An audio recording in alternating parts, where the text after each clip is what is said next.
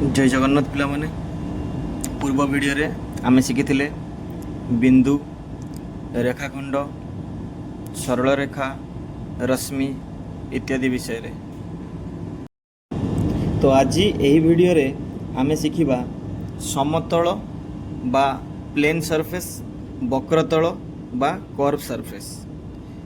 तो प्रथमे समतल विषय बुझिबा। यार संज्ञा है जो पृष्ठ रे अंका जाइथिबा समस्त रेखा त्रिभुज हो बा चतुर्भुज हो बा सरलरेखा हो इत्यादि प्रत्येक अंश बा बिंदु संपूर्ण भावे उक्त पृष्ठ रे अवस्थित रही थाए सही पृष्ठ को समतल पृष्ठ कहा जाए। समतल पृष्ठ रे केवल दैर्घ्य और प्रस्थ थाए उच्चता न थाए, तेणु यह एक 2 डायमेंशनल सेट अटे। उदाहरण स्वरूप कागजर एक पृष्ठा को नहीं ता मध्य सरलरेखाटी अंकन कर, त्रिभुजटी अंकन कर बा चतुर्भुजटी अंकन कर। देखिबो एही चित्र गुड़िकर समस्त अंश उक्त समतल उपरे विद्यमान होई रहिबो।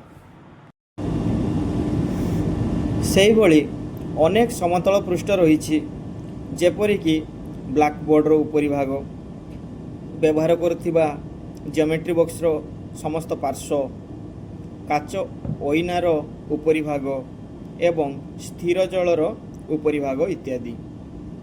एबे बुझिबा वक्रतल विषय रे।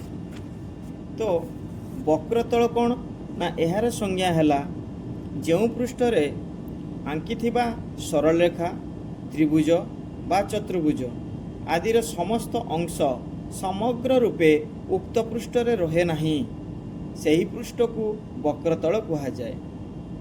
गोटिए फुटबॉल ऊपर भाग तुमे देखिथिबो किमिति वक्र होता है।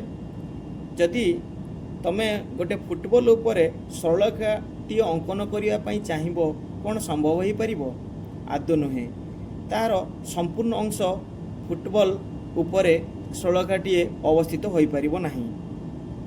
सेहीपरि आहरी अनेक वक्रतलर उदाहरण है पत्थरर उपरी भाग,